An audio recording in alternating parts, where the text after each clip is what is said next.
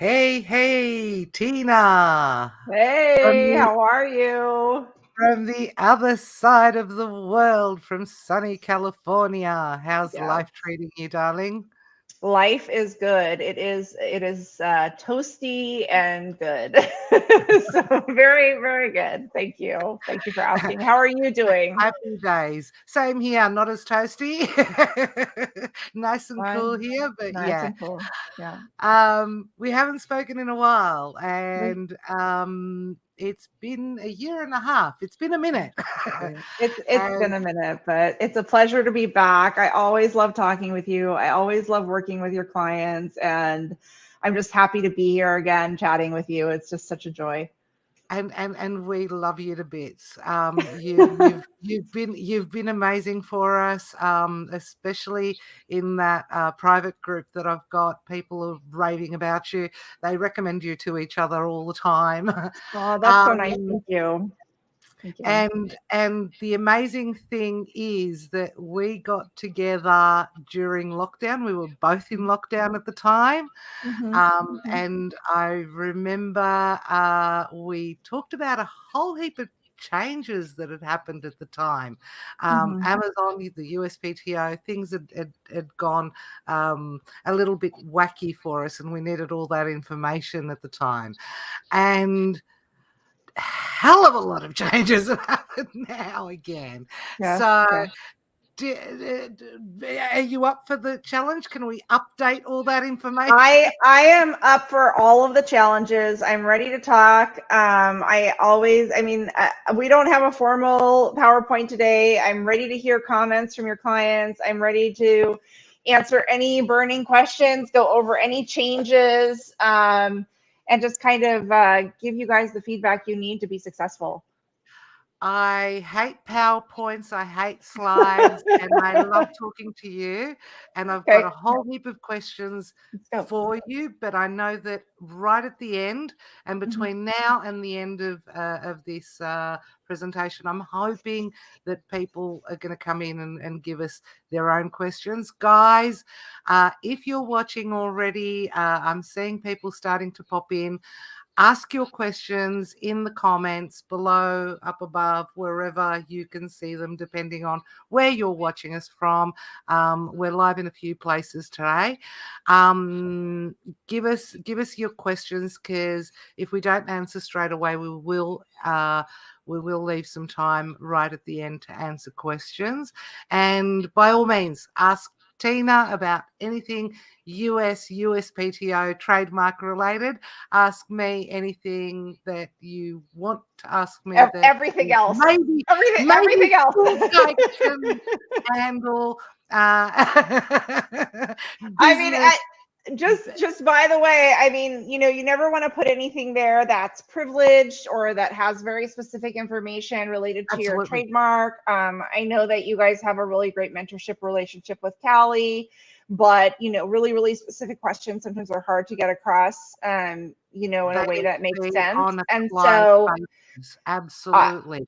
I'm So very responsive. My staff is very responsive. The attorneys that are on my team are very responsive. So if there's really specific questions, you could always get back to me, after this talk today, and we can answer those specific questions as they arise. that is amazing advice. And I'm going to give my disclaimer one more time out of the thousands that I I've given. love disclaimers. I'm not an attorney. Disclaimers are my favorite. That's all I do. I am not an attorney. I cannot help you. So, um, all right. So, we've got our notes out, and Mhm. we did say that we're going to try and keep on some kind of path today, Yeah, even though you we're went not and put using our. you went and put little bullet points in the invitation and made us restricted so we can't just chat. So Just yes, talk as much as you like. That's I'm not the point. It's just let's not forget anything. I know. Okay, Uh, so talk to me. Where do we want to start? Well, first of all, with who our audience is, and Okay. generally speaking, where I'm posting today, you'll probably find that 90% of people, 95% of people have got an Australian business, a proprietary limited. Mhm. They're usually in Australia, Okay. and they either are already selling in the USA or they're thinking about selling in the USA. Okay. I mean, I guess it's best to go through a timeline. Let's talk to the people that haven't got a trademark, that don't have a brand name, that have just started their business or are dipping their feet in water. Mhm. Um, why do we need to think about brand names and trademarks for those people, Mhm. and what's best practice when it comes to that, well, Yeah. your side of things? Yeah, my side of things. I mean, trademark is the bottom line is it's a source identification, right? It's how you distinguish yourself from anybody else, right? So whatever you choose as your brand name, as your trademark, being used interchangeably here today, it is your source identification. People will see that, know who you are, and know what you sell, right? So universal example is something like McDonald's. You see the golden arches, you're going to go get you know a McSomething. World's worst Um, food, but consistently. a consistent product. You know what you're going to get, right? You're going to get a McSomething, a McBurger of some kind, a McNugget. You'll know exactly how that tastes almost anywhere. So that is what you're getting, a consistent source identification, right? So you choose a trademark because of that. It gives you it's a distinctive feature that sets you apart from somebody else, right? And that's it. That's all intellectual property, is something that sets you apart from somebody else. It's the thing that comes out of your mind, and you're associating your product with it, right? So you want to choose something um, for as your brand name when you're going to start selling something. How do you choose? I mean, there's so many things you could choose from, right? And my advice, I mean, basic, trademark 101 is generic trademarks, descriptive trademarks are wonderful because they inform the consumer about what the product is, right? So if your brand is pillows and more, I bet that you sell pillows. Okay, so it's one of those things. Obviously, it's nighttime here, so that's why I'm thinking about pillows. But pillows and more, people, that automatically tells the consumer what it is. But honestly, it's not a great trademark for purposes of the trademark office, right? So if you want to inform your consumer, that's a great trademark. If you don't want to, if you want to get a registered trademark with a trademark office, at least in the United States, you need to start with a mark that's not entirely descriptive, that's probably suggestive, fanciful, um, something that is distinctive, right? I will give an example. The example of the most arbitrary, fanciful mark that you can think of: Apple for computers, right? Apple has nothing to do with computers. Yes, it's a common word. Yes, it's in the dictionary. It would be a descriptive mark if we were selling apples, but not for computers, right? So fanciful mark, great trademark for the trademark office because it's completely arbitrary as it relates to the goods. Very strong trademark. The ability to stop others from using that until in connection with computers is highly likely, right? Because people are trying to cause confusion if they choose a mark like Apple, right? So that's part of trademark selection. Now, a couple things. Descriptive marks sometimes can register at the PTO, but you'll end up on something called the supplemental register. Supplemental register doesn't work for Amazon. You can't use that. So if you're going to go with a mark that's a little bit descriptive because you're trying to inform the consumer, if you end up on the supplemental register, no dice. You're not going to be able to stay on brand registry. I Okay. didn't know that. Mm-hmm. There you go. I learned something today. Yeah. Yeah. People end up choosing image marks versus Sure. word marks for that reason. Yep. And if they're Do you really, want really to? early on their journey, I tell them to go rebrand quickly. I mean, um, I have some feelings about this. I mean, there are people who the best and broadest mark to file with the trademark office every single time is the word mark. Callie, I know you have a story here. I know that your mentees don't do this. And it's because you give them really good advice. The best and broadest mark to file is the word mark. Okay. Now, if a client comes to me and their word mark is descriptive, or their word mark is in a space that's extremely crowded with similar marks, usually it's the descriptive thing though, right? If they come to me with something like that, I mean, usually I'll say, hey, you know, this is going to end up on the supplemental unless we file your design mark. Okay, your design mark is narrower. Do you want to do this? And their answer often is, yeah, I've invested all this money in this thing, da da da da da. I don't, you know, I'm not going to change it now. I guess we'll file my design mark. Okay, well, Yeah. you No, know, that's fair enough. yeah, That's I fair mean, enough. that's fair enough. But if you're in the very lucky position to be starting, start with a good word mark. You know, get a good word mark. Choose something that will be strong, that will stand the test of time. Have it searched. Make sure that it's not confusingly similar to a mark that's already registered. If you have your ability to do it, try to get the domain name as well. You never know if you're going to be able to sell it on your own website as opposed to on Amazon. You know, do things that are intelligent with your trademark so that, you know, make the choices early if you can.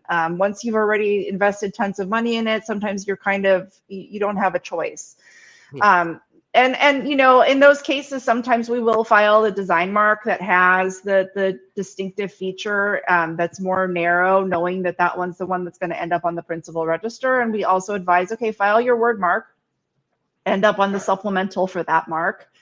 And then in 5 years, we can refile after you've had substantial and continuous use in commerce for 5 years. And then we could try for the principal register at that time. But 5 years, I mean, that's ages for an Amazon seller. You want to have sold by then Yeah, I and mean, gone off to the beach somewhere, apparently. 5 minutes is ages sometimes for an Amazon seller. You guys are like, get this done yesterday. So, you know, for me, Very true. if you can choose a mark from the beginning that is strong, that has the ability to register on the principal register, that is not confusingly similar to another mark because you've done searching, do it. Do your due diligence early. Do it right. Do it once, do it right, never do it again. Yeah. Fantastic Yeah. Fantastic advice. And when it comes to, okay, we've registered our word mark, Mhm. or whatever mark, really, Yeah. because You have a registered mark. not everybody comes to you and I before they've started business. A No, lot of that's the time they correct. Yeah, come yeah, yeah. after. Yeah. We just, Um, you know, you do, if that happens, so Callie, like we don't die, right? We just figure out the no, solution. no, We, you yeah, find you just, another. you find a You way. There's always a way. find a different So, you find a yeah. different way. Um, I was talking to somebody just the other day who's got a business in the 7 figures, 8 figures, I think now, who got all those descriptive marks uh, with their logo, essentially. And what I normally tell these people is never change your logo because that's the only thing you own.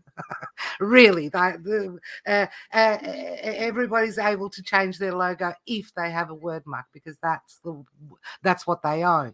Yeah. But when you've got that logo, never ever change it. There are You, people that decide to make a logo change halfway through, yeah. They and rebrand. Mm-hmm. Yeah. and then they have to actually rebrand. Yeah. Um, but Well, at the I same mean, time, the big reason for that is if you file as your design mark, right, with your logo, and then you change it in 5 years, you're going to have to renew that trademark. And if you're not using it the way that you filed it, you can't renew your trademark. So, good yeah, point. yeah. Very good point. But Mhm. say that 5 years down the track, because with Amazon sellers, that is a very short time, Uh-huh. a very long time. Uh-huh. 5 years down the track, we want to sell our business. Mhm. Um, I know what I tell everybody, and I actually say it shouting, but what essentially are we selling? I mean, sometimes we don't even have the right domain names, which is like you said, get them from the beginning. Right. But essentially, what is it that we're selling? What is it Yeah. of value that an Amazon seller has that they're actually passing on to the buyer? Well, I'll tell you from the trademark side, and I know you'll tell everybody from the Amazon side. How about that? So, what is a trademark is an asset. It's an asset of your business. Okay, it's literally like the assets of your business, your computer and your printer, all of the hard assets that you have. And then you can get to the intangible things, your client lists. That's an intangible asset, right? It's a trade secret, whatever you want to say. Trademark is another sort of intangible asset, but what is it? It's the goodwill associated with the word that's you're selling, right? It's not just the word. I could just come up with a word today. It's worthless, but it is the goodwill associated with that. That's what your buyer of your brand is buying. So they're buying all of the sales you've made, all of the reviews that you've gotten, good and bad, right? So that's why it's like it's an asset of your business. It's an actual asset. And so you should treat it as such. You should invest in it. You should make sure that you're getting all the other assets that come with it. So the domain names and anything else that you can to kind of build that asset and make it really, really worthwhile for somebody to buy you. So that's how I look at trademark, is that it's an asset of your business. You're trying to build and invest in the goodwill associated with it. And that's what that buyer of your trademark wants. I know you have something to add I've been here. involved in a couple of sales just lately of Mm-hmm. seven-figure businesses, It's fun. and as it is, Yeah, and me too. essentially all they're selling and all the buyer wants essentially is the trademarks, any trademarks around the world for any classes, even irrelevant to the products. They Yep. don't even care about the products. That's how far some businesses go. Some businesses just want to get you out of the market as a Oh, competitor, how interesting. Yeah. and at the same time use that goodwill and the email list. Those two things. Oh, Not yeah. even the clientele, because we don't have Amazon's customers. They're not ours. They're Mm-mm. email lists. So anybody out there who's listening and who doesn't have one, ask me one day how to get an email list from your customers from Amazon and what the best practices are there. Because we can't be stealing their customers either. But yeah, brand name selection as different as possible. I try to go for words that don't exist. I try to find words that aren't words that when you Google them, you find zero things on the internet. And then straight That, I away, mean, yeah, that makes my job very easy, honestly. If you have you something that's actually really, said that to a couple of yeah, my clients that I sent to you. yeah, if you just, it's like my favorite thing is to not find anything and to say that your trademark is low risk and let's go ahead and file it. You're the easiest, that's the easiest client to work with. And don't come to me with descriptive marks are bad. Geographic marks are not great. Surnames are not good. There's all kinds of refusals that can come from those things. Made up words, arbitrary words. Callie, the downside is just that the is again the education of the consumer, but Amazon is it's its own beast. It's a totally different And thing. So And a lot of people turn around and say to me, "But this word doesn't exist. It has no value." And it's like, well, Google make had no value as a business, whether the word yeah, existed make or not. It did exist, but it did not exist in any valuable business. yeah, your job is to create the value. That is what you Exactly. do. You create the value. That's when I say goodwill, that's what you're creating, making the word that you've chosen as the symbol of your business valuable with goodwill associated with it, right? That's That's what you're your trying to job. do. Exactly. That's what you're trying to That's do your every job as a time. seller. Yeah. So, Yep. we're Australian. We're Australians in the sense that we live in Australia, or we're Australian citizens, or we've got Mm-hmm. Australian businesses. We've got a proprietary limited. Um, I tell my clients if you're really, really small, if you're not sure, if you don't even know which class you're going to be selling, but you've got an idea for a product and you want to get that wonderful brand registry, etc., start with the cheap trademark. The cheapest one that we can get, and the easiest one we can get, because we're Australian businesses, is an Australian trademark. And along with TM Head Start, which is that little bit of service that we get from IP Australia, where they give us a call and they say, hey, this one doesn't exist in the dictionary, I don't see any problems with it, go for it. All of that service is something like 300 Australian dollars, which is like a couple of hundred of your dollars. So it's really, really, really cheap to start with. And of course, if your business goes in a different direction, in if things change, if you start building on different models, then that has pretty much gone to waste and you've got to do other things. But is that still good advice? Because we can get brand registry with an Australian trademark. Sure. Should we be getting a US trademark with all it entails straight from the get-go before we've even launched? I mean, I think you make good sense, right?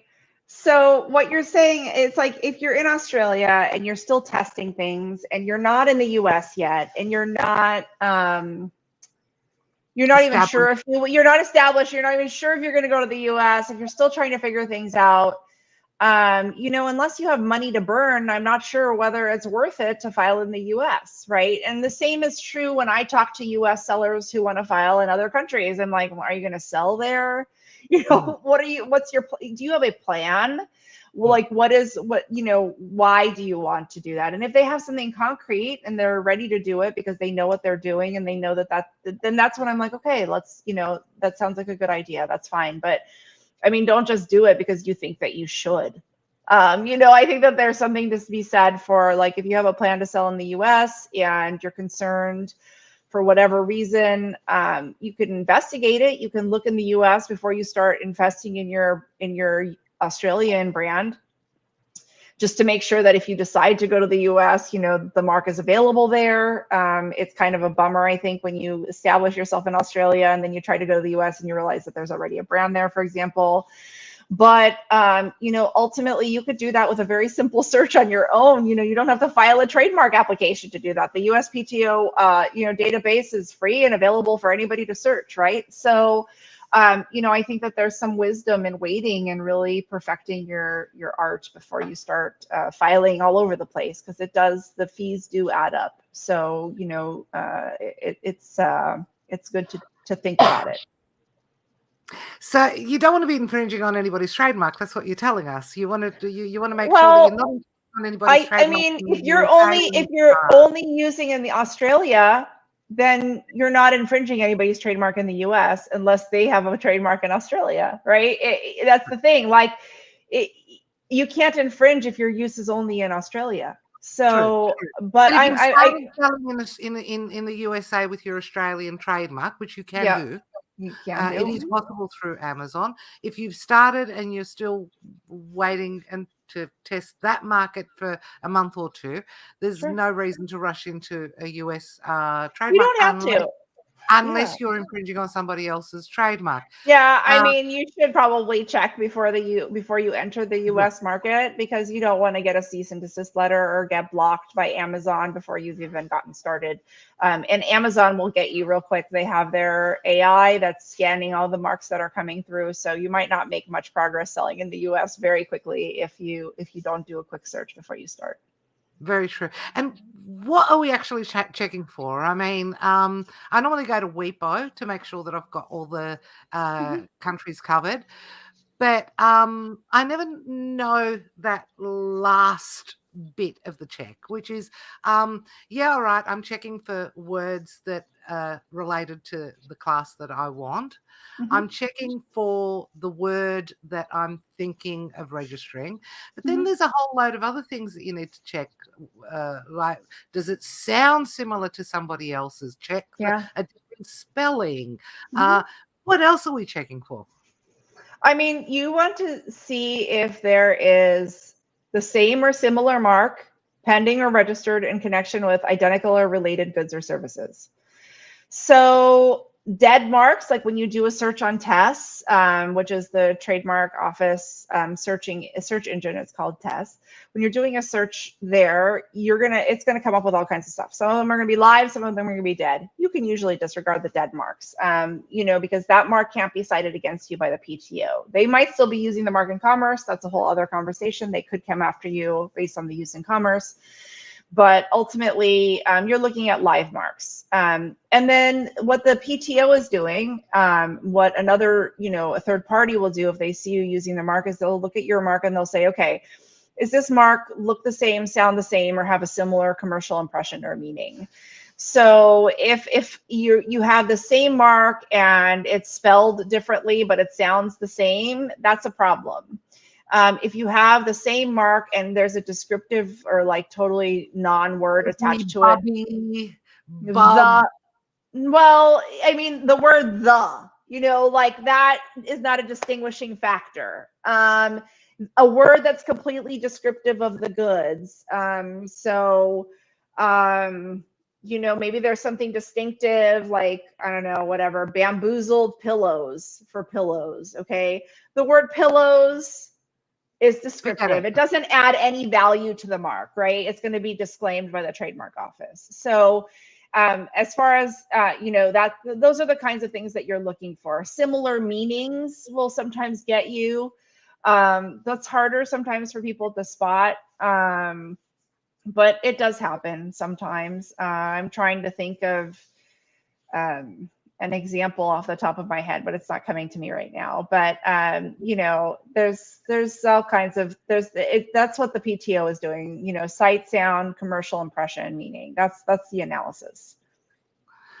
Wow, that's a big analysis. No wonder I can't do it myself. Well, I mean, you get into the hang of it, but yeah. I mean, I think that's a lot of time big descriptions, so 4 or 5 words that kind of mean specific things. And I mean, from a business perspective, it's just crazy because you have to have your brand name at the beginning of each title in any listing. Yeah.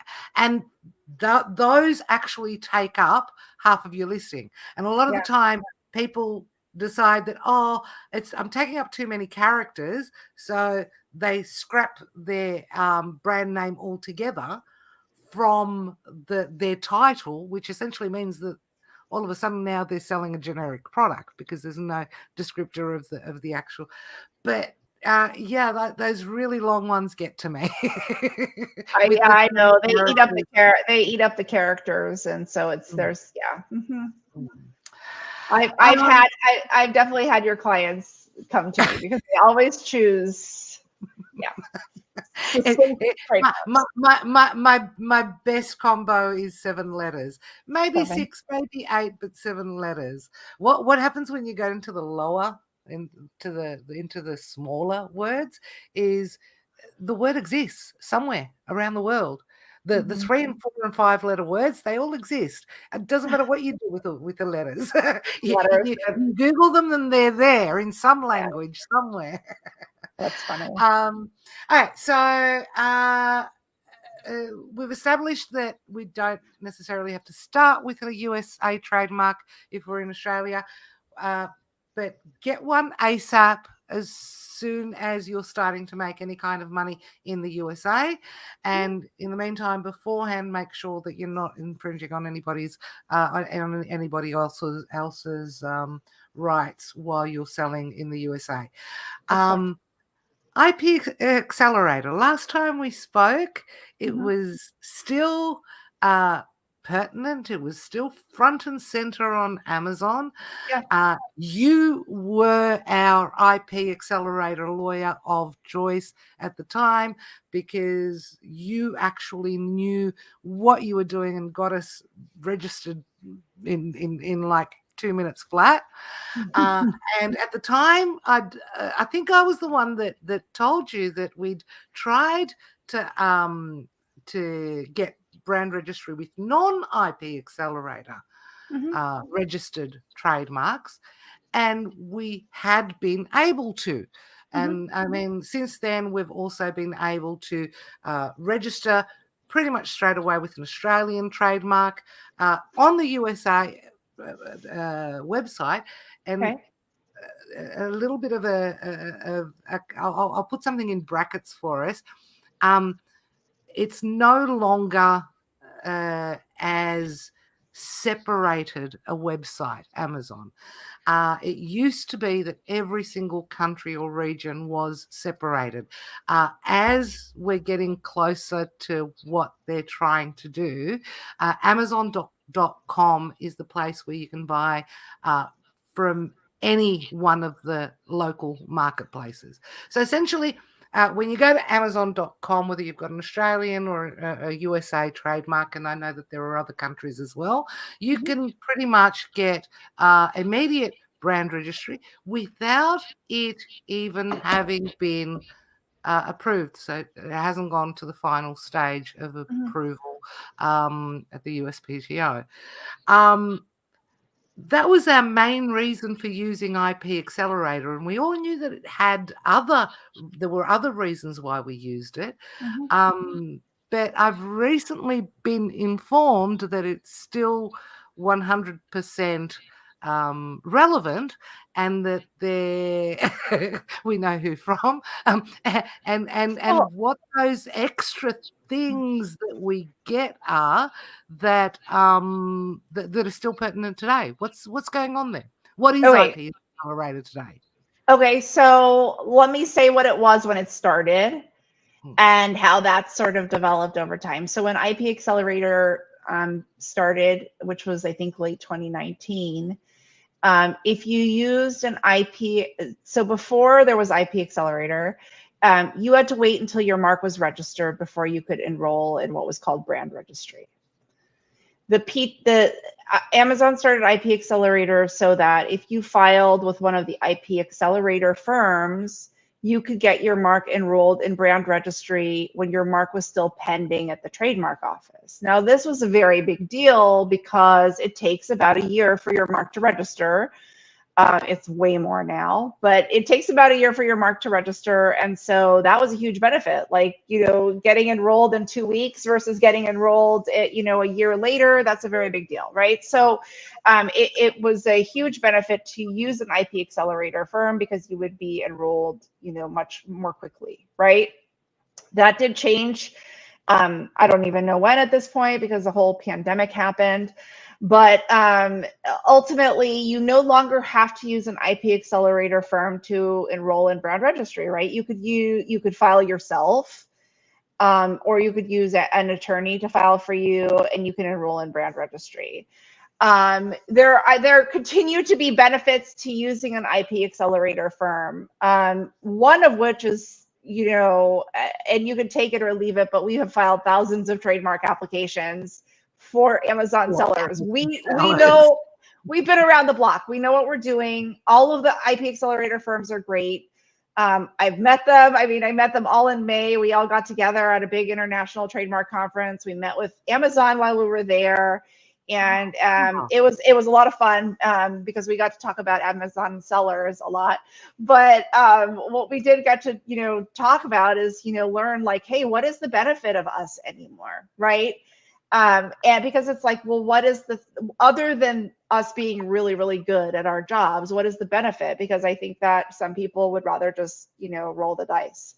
And I think, and I'll read exactly what happens. So at this point, if you use an IP accelerator firm, there are actually some benefits that if you don't use an IP accelerator firm. First of all, there is like a little bit of a fast tracking. They don't do the same scrutiny of your application to enroll as they would for a non-IP accelerator, like if you were just filing, if you were just sure. submitting. So there's definitely increased scrutiny that you do not have to deal with. There's a verification process that happens if you don't go through an IP accelerator firm. So that does catch some people up, and I've seen it happen because sometimes they click the wrong box when they use an IP accelerator firm and they go through that verification process anyway. And I'm like, The whole point of using this, yes. So anyway, my point is not going through that process is a really nice thing. But the big ones are, you will not, if you go through a non-IP accelerator firm or you do it yourself, you will not, this is straight from Amazon, you will not have access to the report trademark infringement tool. So if there's a trademark infringer, so that tool is gone unless you've used an IP accelerator firm. And then Amazon is not protecting those trademarks via the same automations that they're using for IP accelerator brands. So Amazon has all kinds of AI and automations that they're using for IP accelerator brands, and that is not happening for, you know, the non-IP accelerator. All we get essentially is A plus content and a storefront. It's Yes. just more marketing. It's got nothing to do with the whole point of brand registry, which is to protect your brand. So what you're telling me is that we get to protect our brand from day one if we use an IP accelerator firm. That's what I'm telling you. And you know, I honestly don't know if this is not on Amazon's website. This is what Amazon has told us, so that because we also were like, what's the point? I mean, yes, we love that you're supporting us, Amazon, and we love the work we're doing. We love working with Amazon sellers.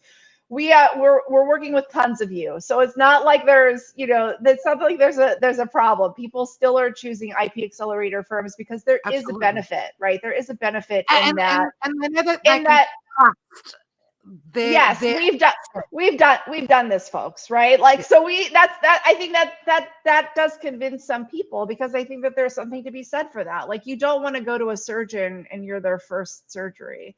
Like, you know, like, you want to go to someone who's done this a little bit, right? You want the adults in the room. So I mean, I think that's the big deal. But I mean, some of these benefits are big ones if you're approaching this in an intelligent way. You know, if you're not just doing this for the sake of doing it, but you're really investing in your brand, you're treating it like an asset. You know, this is the reason, right? If you're just like doing this and you're not, when you've got that $20 million business, right. And I don't think that everybody approaches it in that way. If you're trying to find like the easiest, cheapest, I'm just trying to get this done so I can get on brand registry, and I don't really care about trademark. I mean, other than it truly breaking my trademark heart because I love this stuff. I mean, ultimately what you're doing is it's not an asset. You're not treating it like the asset that it deserves to be. So the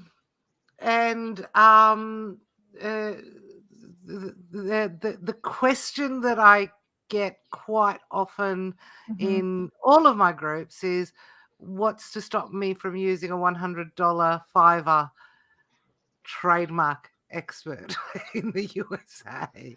I mean, because you don't charge $100.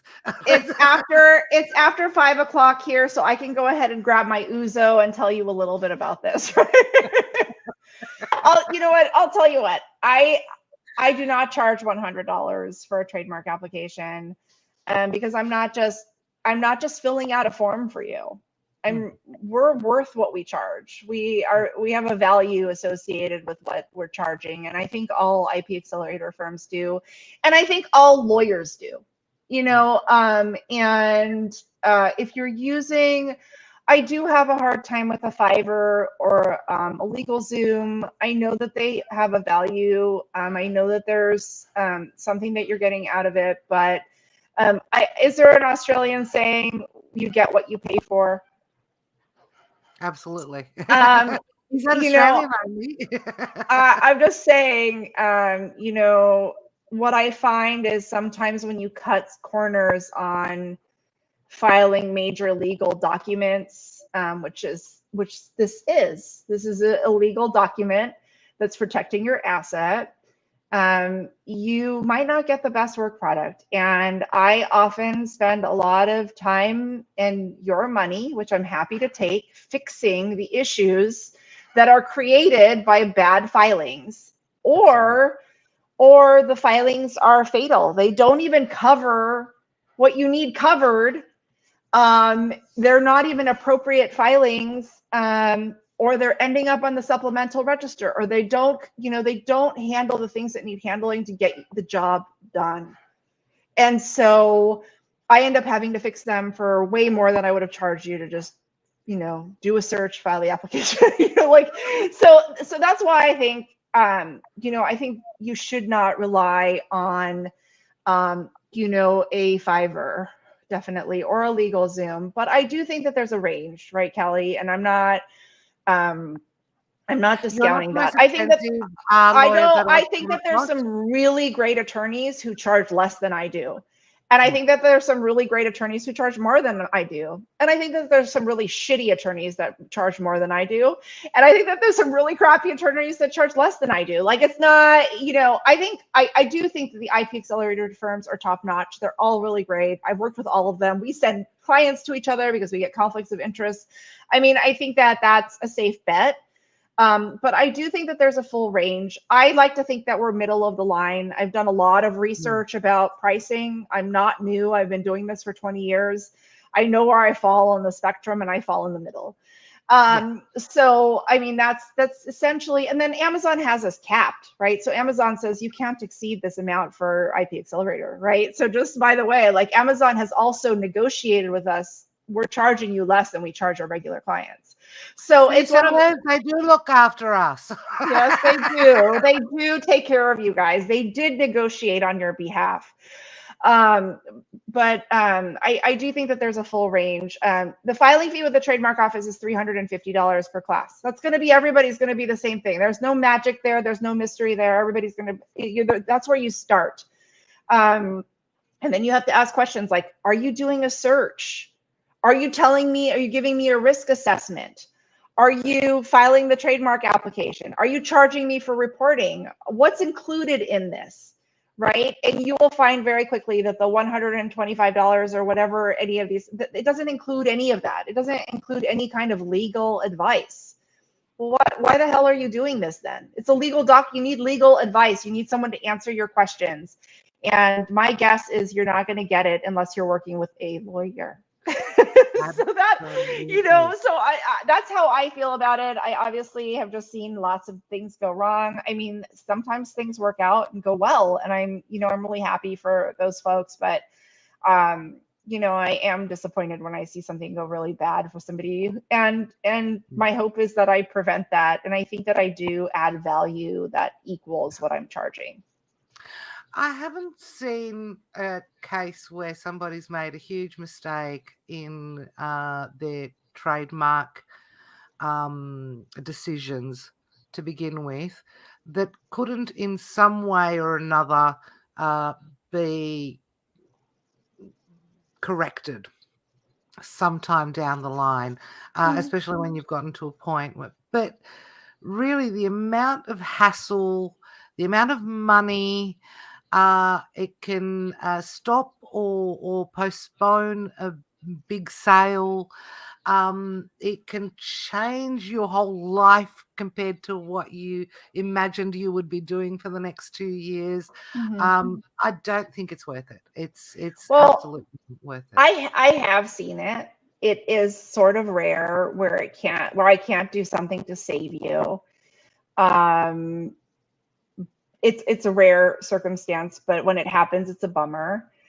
And when it doesn't happen, and there is a way to sort of correct or do something, you might not get what you would have gotten if you just did it right from the beginning. And when I say did it right, it like got good, strong legal advice from somebody competent. And it's usually it'll cost you more. It will cost you more than because then I'm billing you at my rate.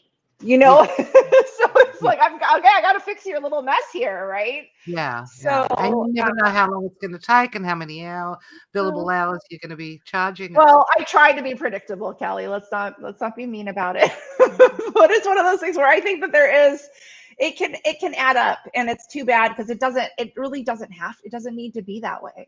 It doesn't need to be that way. So why do that? absolutely, Yeah. absolutely. Um, so from there on, USPTO requirements. Let's Mhm. talk a little bit about what you know best, Yeah. which is that side of things that we have zero idea.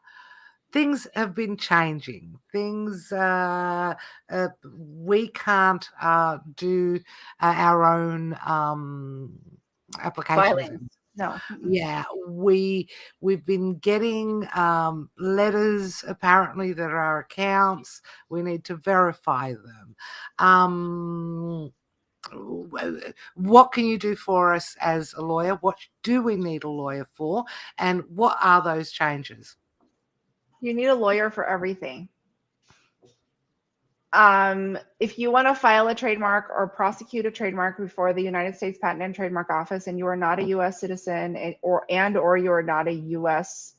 Corporation, then you cannot take any actions on your trademark anymore. You have to have a U.S. counsel. So that's the first thing. The second thing is now you also need account ID verification. That was instituted on August 6th.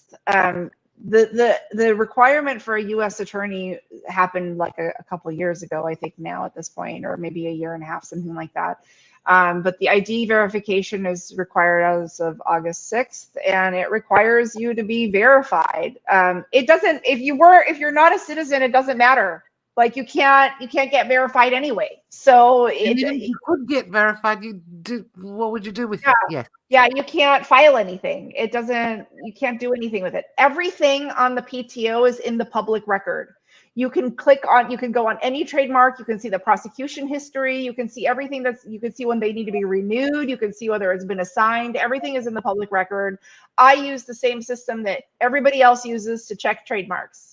I do also have software that I use, but I mean, I do go on test and I do search trademarks on tests. I mean, every single day I'm looking on tests. It's like I probably click that 2,000 times a day. I mean, I'm always on there. So use the tool, the free tool that is given to you, but you can't file trademarks. So that is the big change. I mean, that happened a little bit ago, but now you also need this ID verification. And there's no point in doing it if you can't file a trademark application. I did it quite some time ago because I file, lots of applications. So that's part of my job. But I'm a U.S. attorney. I needed that to practice. So So essentially, what you're telling me, because I've had a few clients of mine come back to me with this kind of question.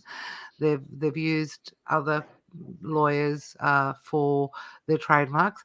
Essentially, when the USPTO has a question and they're not going to be continuing with your registration until you've answered that question, and that's called an office an office um, action, an office an office. action. I know Yeah. because I've got one. Yeah. A They're not the long, end of long the time world. ago. They're not a big deal. Yeah. I mean, No, they're not. They're not. you But file it. Yeah. normally what happens Hmm. is when I've had an office action, I've had 20 US lawyers in my mailbox saying to me, we'll charge you 100 or 200 or $300 to help you with this. And Hmm. um, that essentially means that there's some software that actually does that. Well, that informs them, and then they take that information from the software and send all those automatic emails to 1,000 people so that they can get some business. Uh-huh. But then there've been some lawyers that have taken on a trademark application, Hmm. and I'm guessing that that's when you need to inform your client about any office action Yeah. or any store, uh, and That's they my don't job. get that information from their lawyers. What's going Well, on there? then their They've lawyer taken isn't it out doing and run. their lawyer is not doing a good job. So when I get we get office actions all the time. I probably have several in my inbox right now. It's standard procedure. So you file your trademark application, and most marks will get an office action within 6 to 9 months. from filing. That's when your trademark is being looked at. Some will go straight to publication. Some will get an office action. Office actions can be most of the time. I mean, in my case, it was something stupid that I wrote. I knew what I'd done yeah. wrong. So it can be procedural. Your identification goods needs a comma instead of instead of a semicolon. Can you add this word? Can you take out this word? Can we use these words? Can you add words that give specificity? So it's usually in the description of goods and services that you'll get some kind of hit. Sometimes it's a disclaimer. You have a descriptive word in your trademark and they want you to disclaim it, to say you don't own the word pillow in the mark bamboozled pillows, for example, right? So those kinds of things. Sometimes there's an issue with the ownership and they need that clarified. Sometimes it's more serious. It's a more substantive rejection. There's a likelihood of confusion with another mark. We believe your mark is merely descriptive of the goods and services, right? So it ranges from being completely procedural to being more substantive. But usually what, a good practicing attorney will do is within a certain amount of time after receiving the office action, they report it to you and they tell you, we got this office action, and we need to take an action by this date, and let us know how you want to go forward, and that happens in lots of different ways. But that's essentially, you should be getting a report from your trademark attorney letting you know that an action has been taken on your trademark, and you're able to look and see when an action is being taken on your trademark. It's public record. So go look if you are ever curious. People don't know, and they come to me months after that, and they turn around and they say to me, I didn't know, and now it's expired, or it's some kind of scary word in if there. your attorney doesn't contact you to let you know that there's been an office action and your mark goes expired, that's not good. That's malpractice, right? So you want to make sure that your attorney is telling you these things, right? You need to tell them. So What can you do in a case like that? There have been cases, and they just pretty much didn't know what they could do with that. I mean, unfortunately, there are bad actors. There are people who don't have good docketing. I mean, there's all kinds of things. You might just have to call it a loss and be shit out of luck, right? So that's one. Yeah. That's one option. I mean, the other option is obviously to ask for a refund, write a strongly worded letter, get counsel to sue them. I mean, it depends on how severe the effect is on you. The loss is because you in the meantime you might have been sued by somebody else whose mark you were. Yeah, absolutely. So there's definitely things to think about. Yeah, I mean, I hate going to like the lawsuit route, but I think that there's your attorney should be communicating with you. I mean, it's a requirement that we are communicating with our clients. It's in our code of ethics. You can't drop deadlines. When a client has a deadline, you have to tell them. Now, if the client doesn't respond, and we give like 100 reminders, client doesn't respond, I'm not going to fly to Australia and locate you and say, oh dear, would you like us to take care of? Yeah, I'm not your mother, but if I've communicated with you more than once and you don't respond to me, well, that's a different story. I'm going to be like, if someone complains to me and says, oh, you let my mark go expired, I'm going to say, here's the 12 emails we sent you, and I'm sorry you don't know how to check your email. So, you're in the middle of a legal process. Please pay attention to your inbox. I'm not gonna make this like, you have a personal responsibility, on your own things as well. Wow. You just said you're in the middle of a legal process. A lot of people don't regard applying for a trademark as a legal process. They see it as, oh yeah, it's just something I need to do for brand registry. That I think that was really strong. I mean, I'm going to, before I ask us to wrap up, Mhm. ask a question to everybody who's out there who hasn't asked us any questions. We've either Yeah, I've covered been all their quiet. questions or or That's the first or time. that is the first time. I remember the questions were coming in like rain last time. Mhm. But I think that we did a good job of choosing our topics today as Of well. So course, yeah, because we I- because I'm we going to take it because as a we rock. positive. We rock. Absolutely. I'm gonna, I'm gonna take it as a positive in that we've Mhm. actually covered everybody's questions. But is there anything at all that you'd like to add in terms of advice or in terms of a wrap up of this whole conversation? Um, Let me think. I do have to say that one, you're working with an excellent team when you work with Callie, right? She's a great mentor. I've worked with your, I mean, I just want to throw this out. I've worked with people that you mentor and they know their stuff. They're not just doing this for the wrong reasons. They have a plan, they're making good decisions. They have a they're being strategic and not just rolling the dice, and I really appreciate that. So let me just start with that. And You're what in good about? hands. You Can you know, see the I color? yeah, I can't, but I think it's just Zoom is not letting me see it. Or whatever, StreamYard, my favorite. Um, I've got it the too. sec and then I think the one of the things that we've Thank talked you. about a lot is you need to treat this as I get that I'm a little intense about trademark. I understand So am I. that. I am a trademark nerd through and through. I love this. I'm very lucky to be one of those people who says I don't have to work because I'm doing something that I love, right? So I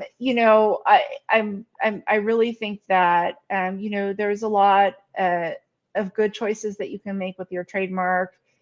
It's actually a very nice, clean area of the law. You can make really good decisions early on. Just do your homework, do your due diligence. Um, it's not that deep. It's not that hard. It's just really about doing your homework, thinking things through, being strategic about it, and then choosing your mark well. And if you start something right, it usually continues along in that way. So make good decisions with your trademark, treat it as the asset that it is, and watch it grow. And I think you'll if you invest in it that way, and if you think about it this way and not as like, oh, I have to do this for Amazon. No, it's not just it's bigger than that. And so if you go in with that mindset, I think it will do you well. Everything else loses its value over time. Your trademark never does, as long as you're actually using it and as long as you're selling and trading under it. Well, it It's can if you do something really bad with it. true, Or true, but true. I'm just saying. I mean, let's True, true, true. But let's. essentially, it's not the same as buying a computer or No, buying. no, it's not. It's not a depreciating asset. It's not. It's not like it's buying a car or a computer. It's something that you can only add value to it if you do the right things. Certainly. And absolutely, guys, I've got Tina's domain name rolling underneath in some kind of a ticker format. I see that. Um, Absolutely, give her a call, send her an email, send her a message. If you've got any questions at all, that's who you should be asking, not me. I know that I love my trademarks, but that's Wait, disclaimer. I thought you love legal advice, Kelly. I thought that's. I love getting it. I know. I'm messing with you. I love getting it. And yes, absolutely. Get in touch with her. Uh, Almost everybody in my smaller group um, has either used Tina or has gone to her for advice after the fact because they didn't know about her before the fact. And every single person that has used her and her firm has gotten more than what they bargained for. In a So good thank in a good way. In a good way.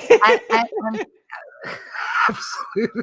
And thank you very much for looking after us. You're just amazing. Thank you. Um, any questions at all, keep on putting them in in the threads, whether on Facebook, YouTube, or anywhere else.